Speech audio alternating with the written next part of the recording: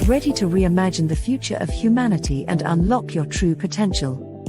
Welcome to Reimagining Humanity's Future and Yours, hosted by Dr. David Gruder, an internationally renowned integrative psychologist, human potential expert, author, and social change catalyst, as he delves into the most urgent issues of our time. With the world facing unprecedented challenges and social and political divides growing deeper, it's time to take action. Each episode of this groundbreaking series will empower you with invaluable insights, strategies, and tools to heal these divisions and restore personal freedom and societal well-being. Whether you're a concerned citizen, a courageous leader, an influential figure, or an ambitious entrepreneur, Reimagining Humanity's Future and Yours will guide you on a transformative journey. Discover your unique role in creating a brighter future for yourself and society at large. Dr. David Gruder will draw upon his extensive knowledge and experience to provide practical solutions for shaping the world we live in. With his passionate exploration of social change, he will help you navigate through the complexities of our time and inspire you to make a meaningful impact.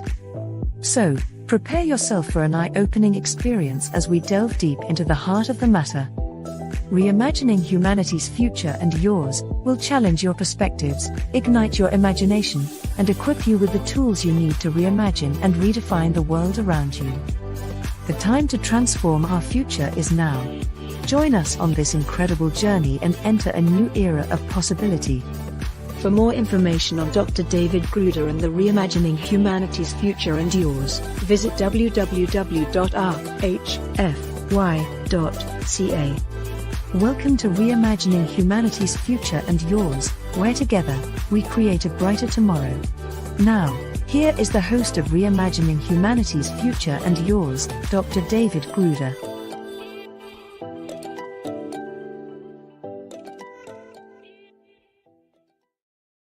Well, welcome back to the Reimagining Humanity's Future and Yours show on Relmar's CanCom Broadcast Network, proudly broadcasting from Canada to the world. I'm your host, Dr. David Gruder, the futurist, polymath of human potential, bottleneck buster, and civilizational architect who equips leading-edge leaders, influencers, helping professionals, and you with vital resources that make it possible for humanity's most spiritually elevated future to at last emerge. The title of this episode is Reimagining Creativity Part 1, The Doorway into Your Creative Life Force. Most people think of creativity as something artists, musicians, and writers do, but what if creativity is actually one of life's primary organizing forces for all of us? What if our relationship with beauty, imagination, and the creative life force profoundly shapes our nervous system, our consciousness, our well-being, and even our ability to navigate today's increasingly stressful world? Well, in this episode and the next, we'll reveal why partnering intentionally with your creative self is an essential life practice. We'll discuss the deeper truths about the creative life force and how it permeates every aspect of existence, why creativity is not optional, and how consciously cultivating your daily relationship with beauty matters far more than most of us realize. Whether you consider yourself artistic or not, this conversation may open the doorway to recognizing your own creative life force and expanding it in terms of how you experience life. My guest for the next two episodes is Laurie Morse. Laurie brings together worlds that are too often separated: art, healing, and consciousness. She has practiced Chinese medicine for 35 years, spent more than 20 years as a professional artist, and is the author of 3 books providing deeper perspectives on healing and transformation. Throughout her work, she has developed a profound understanding of the relationship between intuition, intention, creativity, energy, the nervous system, and our capacity to live from greater balance and wholeness. Her paintings are far more than visual experiences. Through botanical symbolism, layered texture, intuitive mark making, and what she calls visual alchemy, Laurie creates artwork that invites calm, deepens reflection, and reconnects us with the creative life force itself. Laurie also happens to be my wife, making this an especially meaningful conversation for you to eavesdrop on. And poetically, this is also the a show milestone. This is episode 60. So I'm delighted to welcome you back to Reimagining Humanity's Future and Yours, honey. Thank you. It's wonderful to be here. And in this first segment, Laurie and I will explore a question that almost everyone faces, whether they consider themselves creative or not. Why do so many of us feel disconnected from inspiration, beauty, and aliveness in our daily lives? And we'll examine the subtle symptoms of that disconnect and why reclaiming a relationship with creativity may be far more important than many realize. But before we delve into that, Laurie, please let us know a little bit about how your passion about creativity and connecting with the creative life force first emerged. Yeah. Well, so the creative life force is the same thing as the term qi, which is, what the Chinese medicine model calls life force, right? And you might have heard that word qi, but the way I like to think of life force is that it's like the wind. I mean, it's blowing the trees and the branches sway, but we don't see the wind, but we can't say it doesn't exist. And that same thing is happening in our body. It's pumping our blood and digesting our food right now as we speak. And what I've come to learn is that the entire impulse of the universe is creative in nature. And we are here in a human body on this planet Earth in order to co-create with life, with the universe. And that's a very, personal and universal thing. And nobody teaches us how to do that. In fact, we're kind of like programmed to the opposite, right? Like you're not creative, you're only born creative, choice few are born with talent. And that's actually not true, because I had not a creative bone in my body. I was one of those people who said, I couldn't draw a stick figure, but something in me, and it happened during menopause. It was an impulse that I could not ignore. I tried to. And all I know is that I was sitting at a table with a sketchbook and a few colors around me. And that when I did that, there was a stillness that kind of settled in. And that is literally was a healing force inside of my system as things were going haywire, as women know during menopause. And I couldn't ignore it. And I started realizing that, Chinese medicine being a healing art, and making art or visual, even just viewing art, there was a marriage there. And so I took the last 25 years to pursue what that actually means. And it's a big deal. And you said something that was a mic drop moment, so I'm just going to repeat it for our audience. Or paraphrase it. The entire impulse of the universe is creative, and we're meant to co-create with it. Exactly. And, there was something in the opening that said it's urgent, that we're at an urgent time. And I feel that we are at an urgent time to develop a relationship with our own creative life force, because it exists in every particle and wave of the universe. And so we're made up of those particles, right? But we have to learn how to do that. We can't slam the door in our own face and say, oh, I'm not creative. This isn't about, lots of people who are listening to this aren't necessarily going to run out and be artists. It's just about acknowledging the fact that you're a maker, that you're in a co-creative relationship with life, and cultivating and developing that relationship is really the point. If you become an artist, great. That's your soul's, growth. But our soul is starving and undernourished because it doesn't get enough acknowledgement for creativity or making or even just viewing beauty. You know how you feel when you walk out in nature being our greatest artist, right? With the most glorious colors. And when you're in nature and you're paying attention, if you're present, it does something to your system. Even the Japanese know that forest bathing is a thing. You walk in the forest and there's healing that happens, right? So yeah, so that's, and also beauty is the motivational force of the universe. Love is apparently love, or I've heard this, love is the expression and beauty is love is the essence and beauty is her expression. Why would we not want to get engaged in that? It's the point. Yeah. Yeah.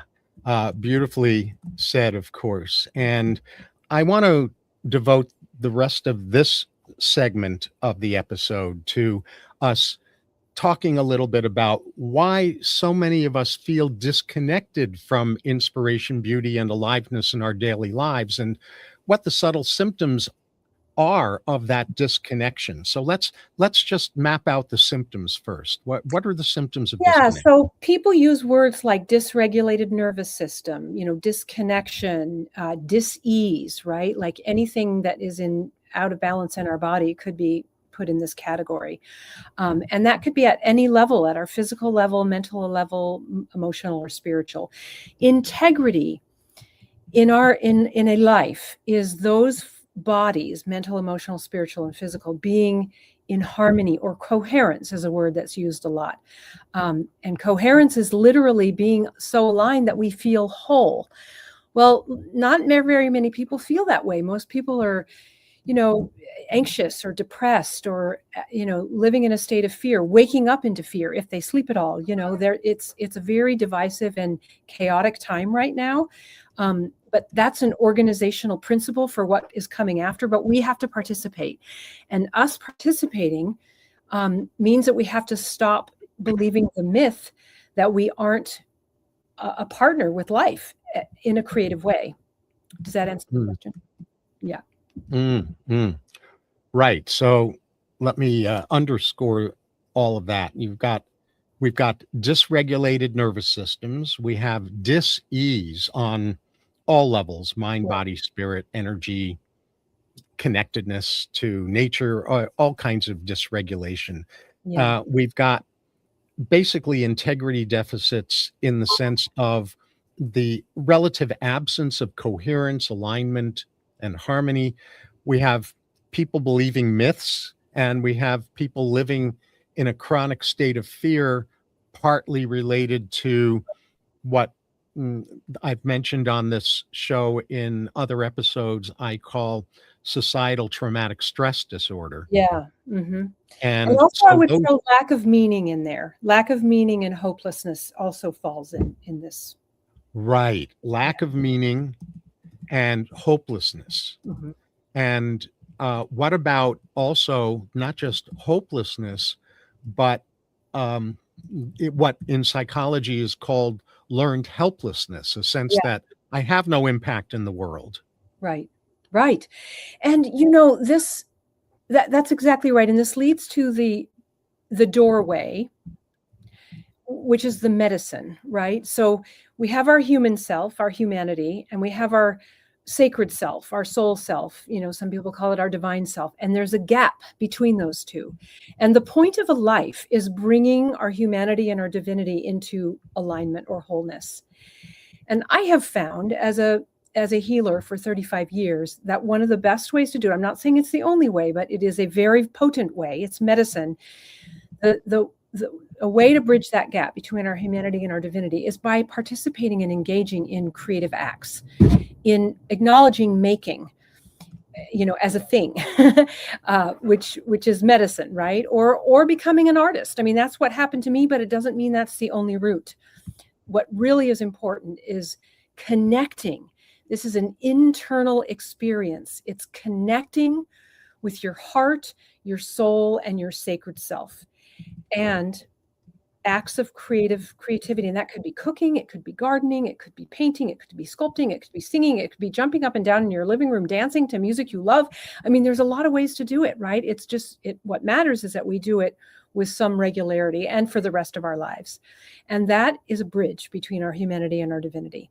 And it really matters to the whole of collective, or the whole of humanity, because the more of us who are engaged in these ways, it changes businesses, it changes all the structures. I don't need to outline all of them, but it does change all the structures for good.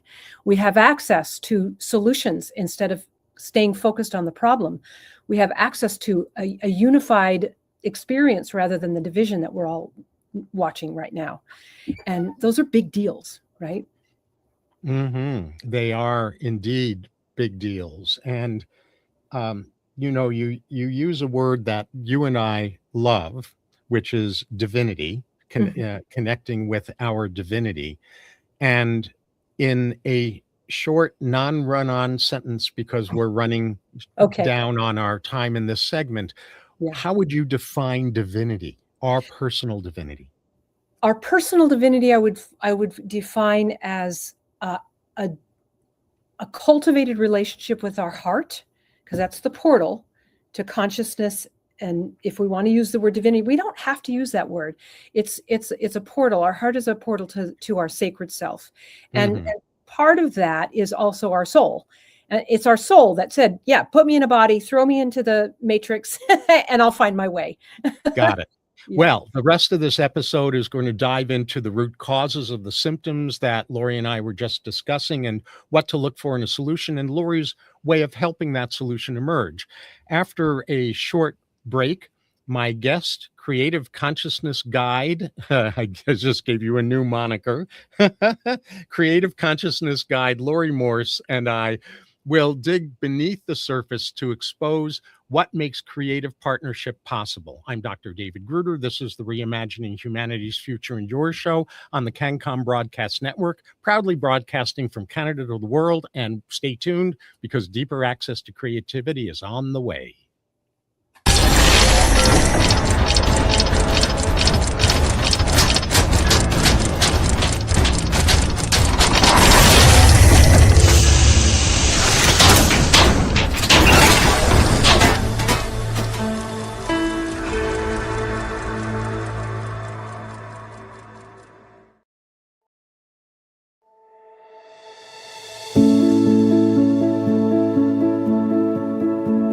Are you looking for handcrafted quality that will stand the test of time?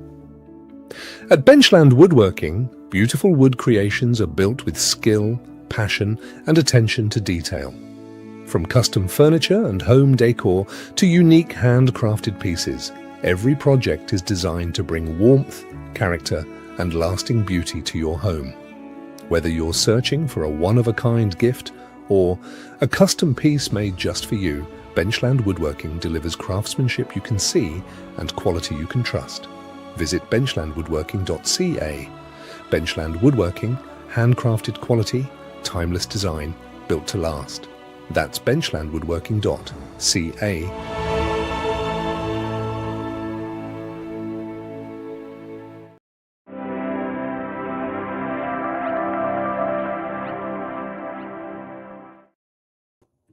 Welcome back.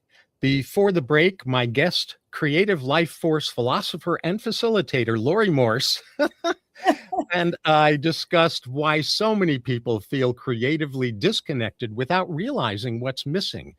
In this segment, we'll move beneath those symptoms to explore a much deeper layer or truth, which is creativity isn't merely something we do. It's one of the fundamental organizing principles of life itself. And Laurie will reveal what the creative life force actually is in an even deeper way, why every human being participates in it, and why our relationship with it it profoundly shapes our nervous system, our consciousness, and our capacity to flourish. What I wonder about, though, Laurie, is what are the root causes of the symptoms that we described in the first segment? Like, why are we so disconnected beyond the surface level of societal stress and nervous system dysregulation? I mean, what causes all of that in the first place? Yeah.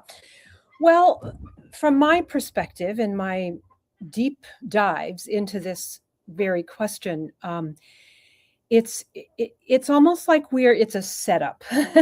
Like if I can get a little bit, more than a 40,000 foot view, when we drop into a physical form, we drop in knowing that there's going to be a mystery to solve, or what is it when mice go in those Mazes? maze. Yeah, we're going to drop into a maze, but we are so sure on a soul level that we're going to find the cheese, and the cheese from a human being's perspective is this connection. So we're always connected. We just don't know this consciously. So the idea is to become exquisitely conscious that we are connected, to acknowledge it as we go throughout our day. Now, what tends to thwart that is we're always in our head, right? So we have this churning habitual thing going on where we're thinking and not giving any attention or awareness to the present moment. There's a saying that says the longest journey we will ever take is the 17 inches between our head and our heart. And it's not, it's true, right? There's truth to that. So when we're disconnected and when we're not in the present moment, and we cannot be in a present moment if we're only spinning in our head, because the head is about protecting us from fear. It's about old and past stories, and it's about worries of the future. So we have to find that little eye of the needle, so to speak, which gets bigger if we practice. And, they say that meditation is, and I agree with this, right? I'm not saying it as if I don't, but meditation is a really good way to settle the mind and come into that awareness of being present with our heart. And research shows that engaging in creativity is as powerful and potent and has the same outcome as meditation. So I've heard people say for years, I can't meditate, I can't get my mind to stop. Well, the point is that you just do it until you have a moment where your mind stops. Even the Dalai Lama says, yeah, sometimes my mind just goes crazy, but I do it anyway, meaning the meditation. But I think that there's something like there are more dimensions to creating to get the outcomes of meditation that meditation doesn't have. There's an engagement, there's an activation of calming in the stress. This is all research, by the way. There are several books out. There are lots of books out now that weren't even here 5 years ago, because this is such a thing, right? So anyway, I think that the core problem is disconnection from our divinity, if we can use that word. And when we walk ourselves every day, as many moments as we can, into that trust and engagement and calling in and tapping into and connection, even if all we do is look at a leaf outside our window from our office and just give acknowledgement to the fact that that's nature right there, and I'm part of that, you're part of that, and take a breath and imagine that you're breathing in that life force and you're aware of it. You're consciously aware of it. Those are ways that we can heal disconnection, because that's the underlying root to every disease on the planet is disconnection. Mm-hmm. Well, you're raising an even deeper question that I'm going to dare to get into with you right now, Okay. which is, what on earth causes our disconnection from our divinity in the first place? Yeah, well, it's a good question. If Earth is a school, and some say it is, and we learn by repetition, then what if, and they also say, I think, the proverbial they, right? That when we drop in, there's a veil that doesn't let us remember that we're actually part of the soup of consciousness that is love. And that's our true nature. And, if you listen to any sort of near-death experience, people who have these near deaths, they all say the same thing. Where they go before they come back into their human body, which is a death experience. I just listened to one yesterday. The guy was dead for 90 minutes. Anyway, that's another story. They all say the same thing, that we're part of this large ocean of love, and that everything is very different than the way we perceive it when we come onto Earth. So we have these shades or veils or glasses, and we say on some level, drop me in, please. Let me have this experience. I want to find that gold, which I'm going to call love, right? And that one of the ways to find it in that maze is by consciously engaging, intentionally engaging in creative acts in order to cultivate and develop that connection, so that we have access to it anytime, during arguments, during funny, twisted situations, or, harder situations. If we develop it when we're not in those situations, we have access to it when we are.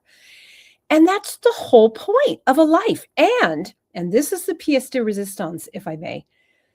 Every time we, at the choice point, and this happens in just a few seconds, if we choose to access a conscious connection and a present moment with our heart, and not go down the rabbit hole of our head and the same old ways that we operate, which aren't serving, when we do that, we expand love in the entire multiverse.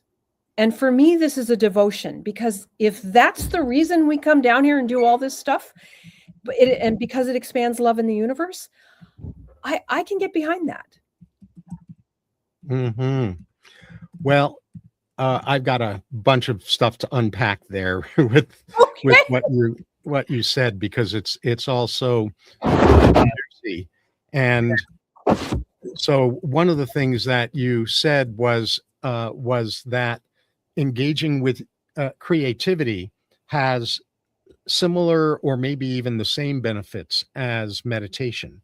It's research that it has the same benefits. Yeah. Yeah. And that deserves to be underlined, that that's not your theory. That's really been researched and verified. Right. Right. Exactly. And that we're always, in any given moment, we're at a choice point around whether we're going to be choosing to access connection, and to access connection through our heart. And that leads to a kind of another dimension of root cause that I want to underscore, that you touched on, which is basically making our head more important than our heart. It's the tail is wagging the dog. Our head is a very valuable tool or instrument, Yes. as long as our head is in service to and harmonized with and functioning from our heart. Yes. And at a root cause level, what most people are taught to do in physical form is to make their head more important than their heart, so that the head is running the show rather than being an instrument of source, of divinity, of heart. Right. And Albert Einstein said this too, exactly that way, that our head should be in service of our heart. And here's the interesting thing. When we put our heart in the driver's seat and our head in the co-pilot seat, which is the way it should be, our heart includes our head. It's an inclusive setup. But when we allow our head to be in the driver's seat, it excludes our heart. It doesn't want to have anything to do with anything other than our head being the boss, being the main deal. And it cuts off so much wisdom and so much intelligence and so much possibility and so much capacity, that it's like living, a small little sliver of a life when we could be living a broader and more expanded life. And that's what everybody wants. It's why people drink. It's why people do drugs. It's why people, do all the things we do. We're searching for that connection. We're searching for that, that right placement in the seats. And there is a way to actually direct ourselves in order for that, to put our head, in the co-pilot seat, and then let all things be sort of ordered accordingly, and it will get ordered accordingly. That's the design of being on this planet. But we have to be the director of that, and we have to choose it. And that has to be conscious and intentional. Right. And that brings up another layer of root cause, which I think is unresolved trauma. When we carry baggage that is not converted into gifts, which is what undesired and unexpected life experiences are meant to produce for us, is unexpected gifts. But when it becomes lodged trauma inside our being, it's what causes us to go into survival mode, where our head is in charge and our heart gets increasingly hidden. Exactly. And this is where the NIH has done tons of research, and not just National Institutes of Health in the United States. In the United States. And this is happening in all countries as well. And it's around PTSD. And we all have our versions of PTSD or trauma. It's not just related to war. Post-traumatic stress disorder, PTSD. Yeah, sorry. I'm using that's okay. Yeah.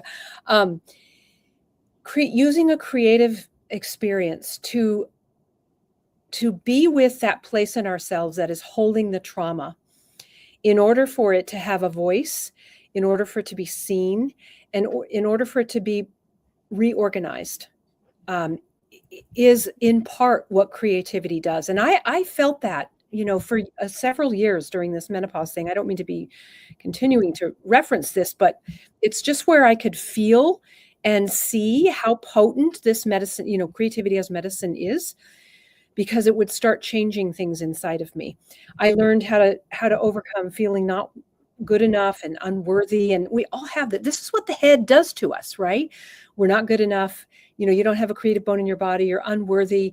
You have to rush through life in order to be anything good enough. There's so many ways. And I just directed myself to be in the moment with creativity so that I could actually access what was really true, because our head would have us believe all of the trauma truths, right? And the beliefs and the stories that we create up around them. But there's a deeper truth that our heart holds, and we have to find our way into that truth in order to access our wholeness. Awesome. Well, Yeah. after the upcoming short break, we'll get to the heart of the matter, which is how to live in fuller and more consistent partnership with a creative life force.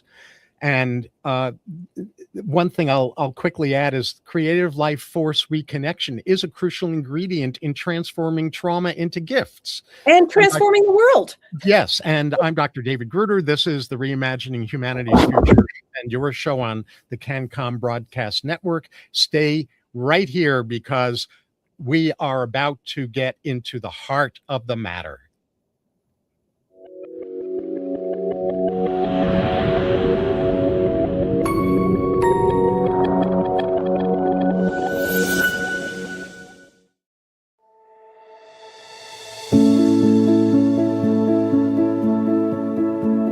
Are you looking for handcrafted quality that will stand the test of time? At Benchland Woodworking, beautiful wood creations are built with skill, passion, and attention to detail. From custom furniture and home decor to unique handcrafted pieces, every project is designed to bring warmth, character, and lasting beauty to your home.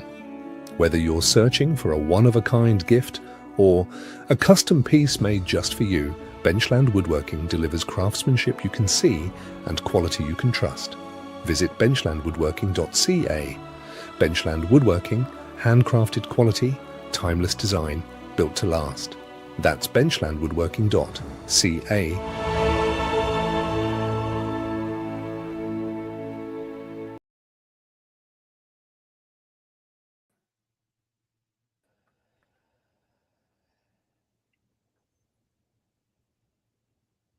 And we're back. Before the break, beauty-oriented nervous system educator and catalyst Laurie Morse and I touched on what blocks creative partnership with our divine self. And as I mentioned in this segment, we're going to delve into daily practices that can cultivate our relationship with the creative life force. So, Laurie, what does a daily creative practice that turns beauty into a discipline look like? In other words, how do we become better at turning ordinary moments into creative ones? Yeah. Well, the very first stop on this journey is the practice of being present. And it's why mindfulness is so important, and you can go learn mindfulness in any number of ways.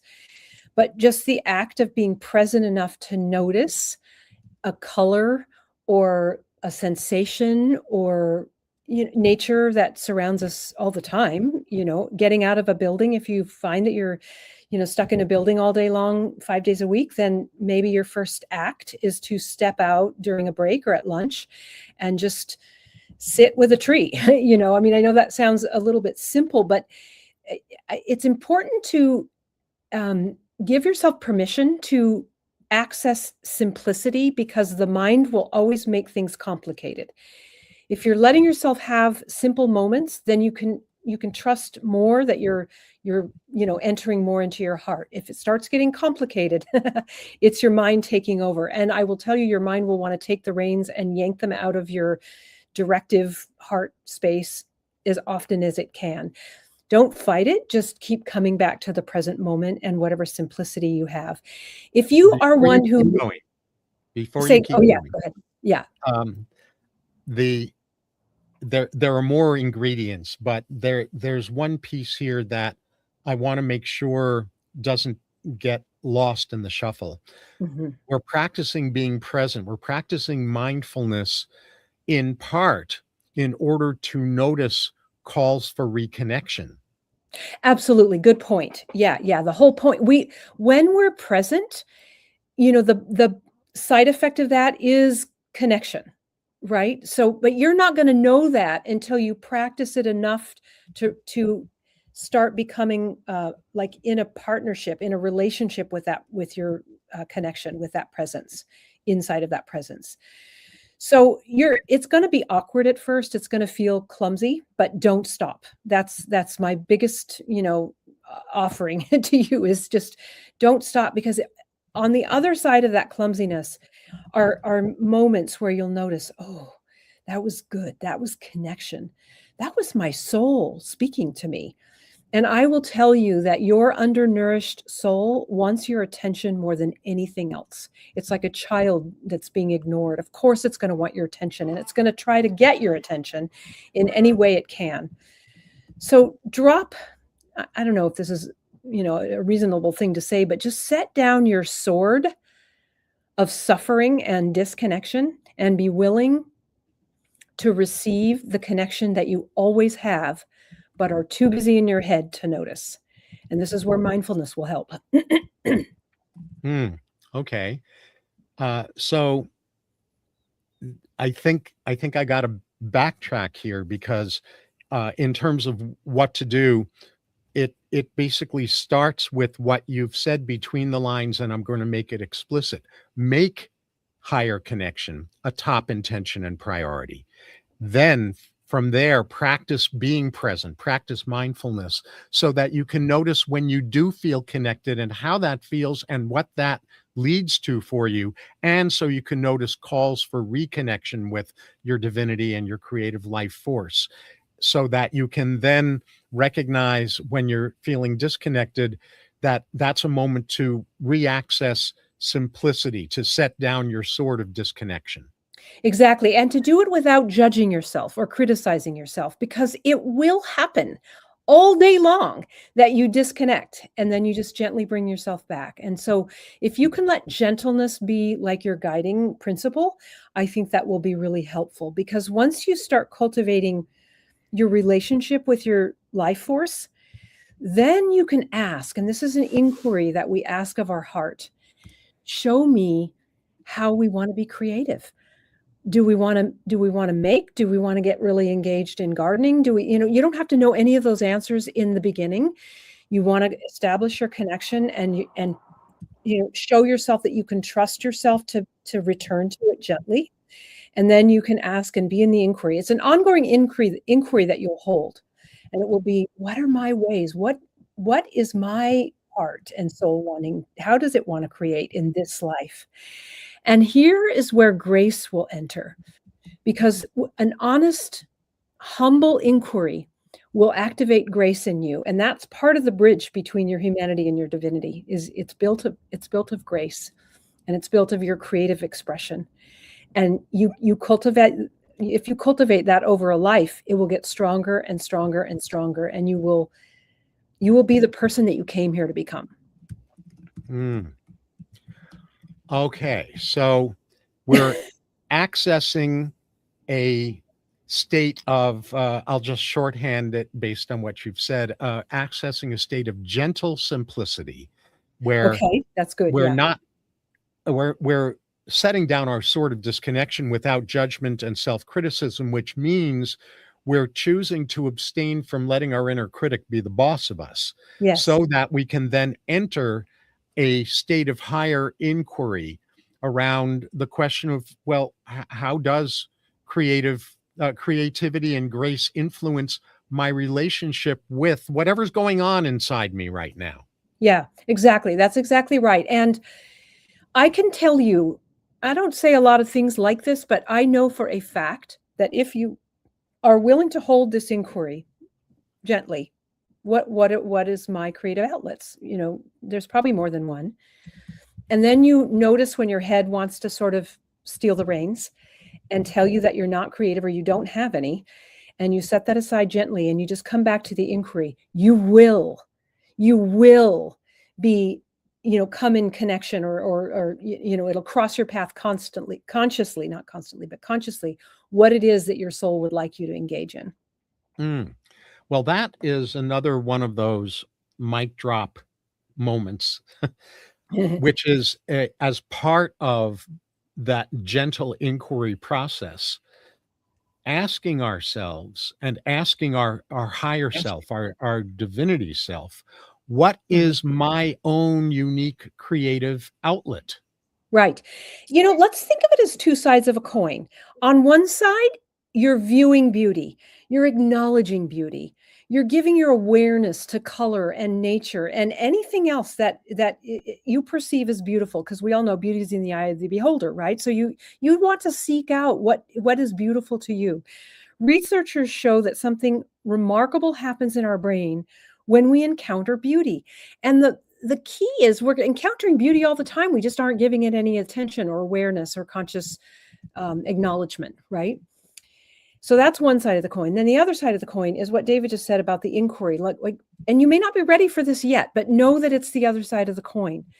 Is that what are your ways of creating? What is it your system wants to engage in order to activate a very clear relationship with your creative life force, because it's in every single one of us. What makes a human being a little bit different is our consciousness and our capacity to co-create with life consciously. And we're here for that. And ignoring it becomes the peril of the whole collective, right? And when we access it and be willing to play with it, not for the outcome, not for what's going to hang on some gallery wall. It's not about that. It's about for who you become and who you recognize yourself to be and how you heal in the engaging of it. This is what's important. Okay, so another couple of layers here. First of all, when we encounter beauty, something amazing happens inside our brain. And before I keep unpacking the rest of what you just said, what is that something that happens? Yeah, what that something is, based in research, is that when we view something beautiful, our brain activates areas that are associated with meaning and pleasure and emotional regulation. So this is how beauty and art and, the things we've already said can regulate our nervous system and our emotions. And people gloss over that like it's nothing, and it's everything, right? So, it's literally the viewing of beauty as a biological experience, and it's an ordering of our brain. And it also helps us, beauty helps us remember what coherence feels like in our body. And coherence is the acknowledgement of our being whole. We have blueprints of wholeness in every one of our cells. We have 70 trillion cells. That's a lot of wholeness. And we blanket it with our beliefs and our poor nutrition and, all of our, the choices we make keeps that wholeness unexpressed. Being in a creative experience or being, viewing beauty reminds us that it exists there and that we can draw it up. We can ask that wholeness to come to our conscious awareness and express through our system. And that's the reason we wanted to be in this human body. Yeah. All right. So I want you to repeat those three things. When we encounter beauty, something amazing happens inside our brain. There were three specific things you said, and I want you to say them again. Of course.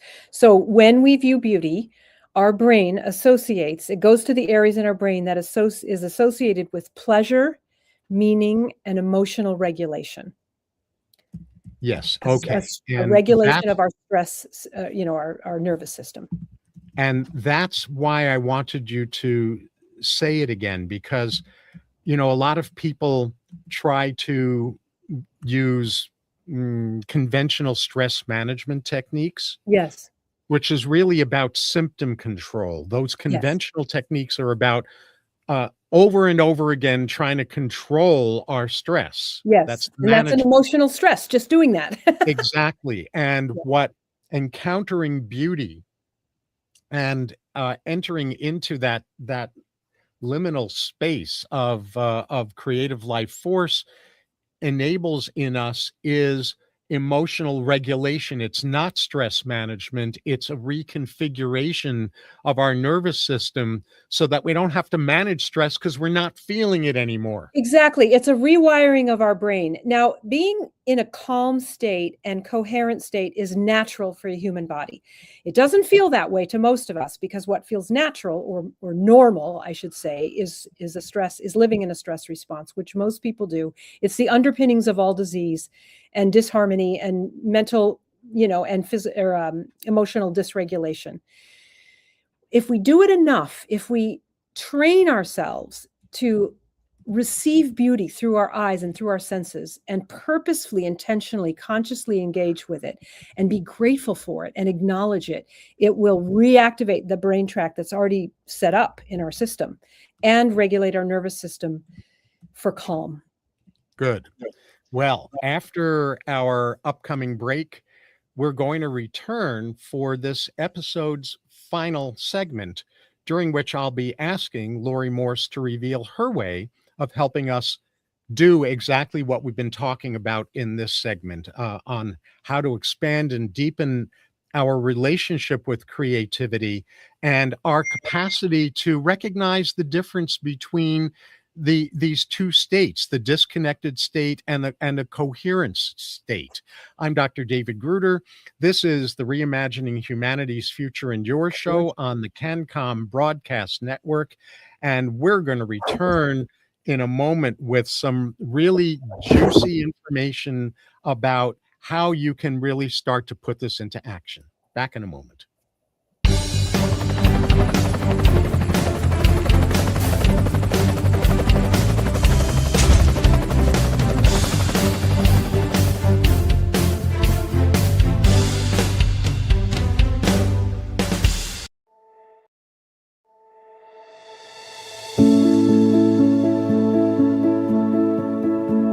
Are you looking for handcrafted quality that will stand the test of time?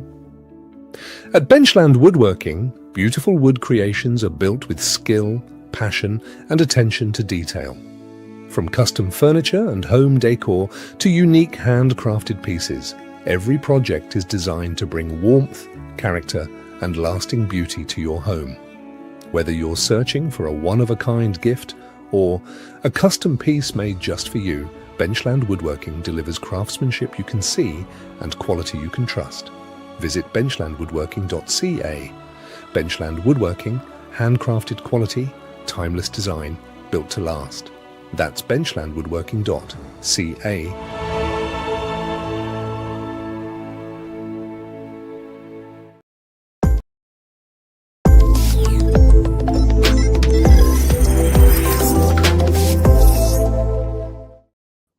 And now we're back. Before the break, visual alchemist Laurie Morse and I discussed moment-to-moment ways to tap into our creative life force. And as I already mentioned, during this final segment of this episode called Reimagining Creativity Part 1, because Laurie's going to be back with us in the next episode as well, the doorway into your creative life force, Laurie will reveal, and I'll say some things about her ways of helping people live in a state of creative partnership. And I'll then let you know about a special gift Laurie has for you for tuning into this episode and how to learn more about what she provides. And after that, Laurie and I will each share what we hope you've gained from this episode, followed by my closing comments. So Laurie, how do you help people live more fully into their creative life force? Yeah, well, I wanted to add one thing from the Sure. last segment, Yeah. which is make a list. So this is I do this, and I have people do this, which is make a list of, and you might not have anything on the list yet. You might only have one or two things. This is going to be something that you develop over a little bit of time, of what you find beautiful. And when you see something that's beautiful, put your hand on your heart, because you're training yourself to open your heart to beauty, and then drop your head in your heart. Like the way I do it is I imagine that my head is in an elevator and it's just dropping into my heart. Now I might have to do that a million times a day, but it's better now. But it's a thing, right? So you just have to keep dropping, put your hand on your heart and acknowledge what you find beautiful around you. And when you're chopping vegetables, or playing with your pet, or planting a flower outside, or any of those kinds of things, direct yourself to be present. Feel the leaves, feel the hair on your pet, all the things. Be engaged, and just give yourself moments. These are gifts that you give yourself of being fully present with whatever you're doing, engaged, making with your hands, or acknowledging beauty. Those are the two sides of the coin, while you hold the inquiry open of what you find beautiful and what you may want to be in creative exchange with. Well, that's beautiful, and I think it's one of many valuable practical things that you are able to offer to people. I'm going to restate what you just said so that it really sinks in for our audience, which Okay. is build a list over time. It's not one of these lists that you sit down once and you've got the whole list in one sitting. Build a list over time of all the things you find beautiful. And whenever you see one of those things, put your hand on your heart to help you drop into your heart and direct yourself to be present to it. Yes. That's a really good practical thing to practice in and among other things. So what else, how else do you help people live more fully into their creative life force? Yeah, well, I've already mentioned some of the mindfulness things. One of the things I know is that the soul is, so first of all, we have to acknowledge that we have a soul.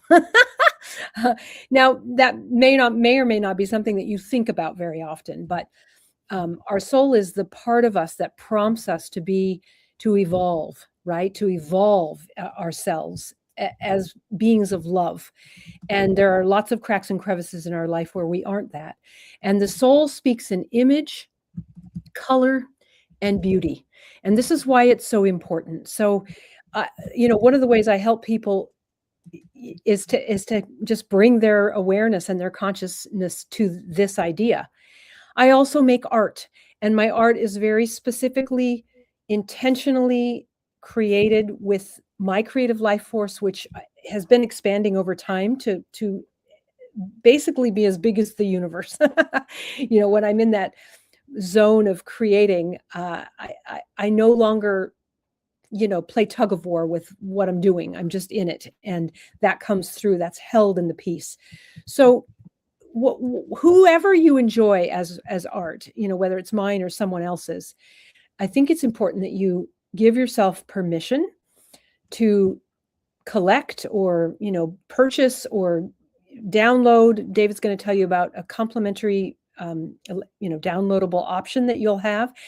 And what you want to do when you find your things of beauty, when you find the art that makes you feel is beauty to your eyes, encode in yourself an intention that every time you look at it, your nervous system settles. So these are touchstones throughout your day that remind your nervous system to come back into that coherence. You can, collect art, and if you don't do that, it will be more of a passing thing. It'll just be a flitting thing as you look at the piece of art. But if you program yourself intentionally, then you have this string throughout the day in and day out, these strings of touchstones that bring your nervous system into regulation. And pretty soon, just like a chiropractic adjustment, your nervous system will be able to hold itself in regulation rather than constantly being yanked out by news and distractions, which abound. We all know that, right? But it's a worthy training to do this. It's like that thing, pick your hard. It's really hard to be distracted and, lost in the chaos of the world's happenings. And it's also hard to train our nervous system, but it's a more worthy hard. So, pick your hard, so to speak. Yeah. There's another important mic drop moment. Pick your hard, because it's going to be hard either way. So you might as well pick the hard that prompts you to reconnect with your soul. Right. And the doorways include image, color, and beauty, and committing to surrounding yourself with what we might call beauty touchstones, Hmm. these visual cues that that we can utilize consciously uh, through encoding an intention that every time we look at those, our nervous system settles and comes back into coherence. And calm. We have normalized stress. It's ridiculous how much we have normalized stress, right? I'm sort of like on a path here where it's about normalizing calm. So when you pick your beauty, or your art or whatever you're going to, acknowledge as a nervous system regulator, you're normalizing calm to yourself. And when we do that, it actually does get easier. It seems hard at first. We're saying pick your hard, but it actually gets easier. And I can't say that for the other path. It continues to just be hard. Right. So it's kind of a no-brainer. So this also bears repeating, and I'm going to go straight from this into sharing about the amazing Yes. gift that you have for our audience. Stop normalizing stress. Normalize calm instead. That's, I think, a universal message. It is a touchstone, a cornerstone of emerging from being susceptible to societal traumatic stress disorder. Absolutely. Yep. Throughout our conversation in this episode, we've explored how beauty isn't simply something we appreciate. It's something we consciously cultivate because it shapes our consciousness and regulates our nervous system far more than most people realize. And Laurie has created a wonderful gift for you. And this is a gift. This is not a commercial. It's a gift to help you more fully experience that for yourself. A complimentary collection of 5 digital artworks that she's consciously designed to help serve as daily touchstones for cultivating greater peace, normalizing calm, and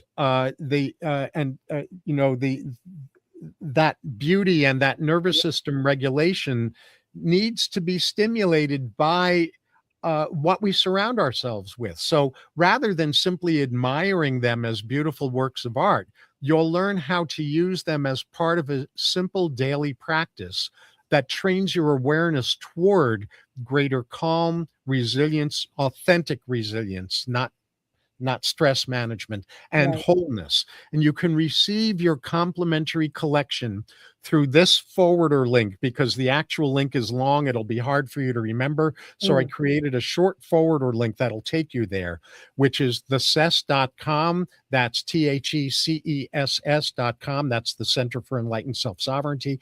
Thecess.com/art. Very simple to remember. Thecess.com/art. Laurie, in a short, non-run-on sentence, what's the biggest takeaway you hope our audience received from this episode? I think the biggest one is that you are an aspect of creative life force. You are an extension of creative life force. Every particle in your being is creative. And turning towards that instead of away from that will be medicine. Yeah, beautiful. And my takeaway is there is no such thing as not being creative. There's just being in denial of that. There's just being disconnected from that. Yes, There is such a thing as depriving ourselves of fuller access to our creativity and developing more moment-to-moment access to and utilization of our creative life force. So as we move toward wrapping up this episode, I want to let you know again how to access the gift and access more about Laurie. So the gift is available through thecess.com, THECESS.com/art. And you can view all of Laurie's art at, and this is simple to remember too, lauriemorseart.com. So Morse is spelled like Morse code, MORSE, and Laurie is LAURIE, lauriemorse.com. Thank you so very much, Laurie, for helping us. LaurieMorseart.com. LaurieMorseart.com. Yeah. You left out the I, Yeah, it's okay. Art. Just You Oh, left out the art part. Yeah. When you said it. oh, Yeah. sorry. Thank you No, for no. catching that. Yeah. LaurieMorseArt.com. That's right. Thanks so much, Laurie, for helping us understand during this first part of the two-part mini-series you and I are doing about what the creative life force is and how to deepen our access to it, and for being here on my show. Absolutely. It was a pleasure. And thank you all for joining me for this episode of Reimagining Humanity's Future and Yours on the CanCom Broadcast Network, proudly broadcasting from Canada to the world.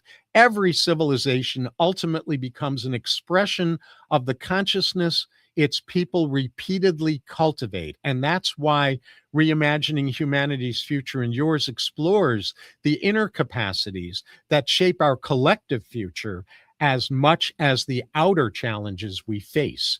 So until next time, notice one moment of beauty today and let it become a conscious act of helping shape the future you want to live into. This has been Dr. David Gruder, the futurist, polymath of human potential, bottleneck buster, and civilizational architect who equips leading-edge leaders, influencers, and you with frameworks and skills that make it possible for humanity's most spiritually elevated future to at last emerge. I invite you to explore my main website, drgruder.com. That's drgruder.com, where you'll find a link to watch or listen to all of this show's episodes, to my books and keynote offerings, and to the Center for Enlightened Self-Sovereignty. And I'll wrap up by just reminding you, the world needs you. Your nation needs you. Your community needs you. Your loved ones need you. You need you. And tapping into and creating an ongoing relationship with our unique forms of creativity is one of the underestimated and vitally important keys to helping create the future you most want to see emerge for yourself and the future that humanity most needs to emerge into, so that we can put an end to the craziness and the divisiveness and the societal traumatic stress disorder that engulfs us these days. So until next time, keep elevating your capacity to fulfill your highest calling, so together we succeed at building an elevated future for ourselves and for humanity.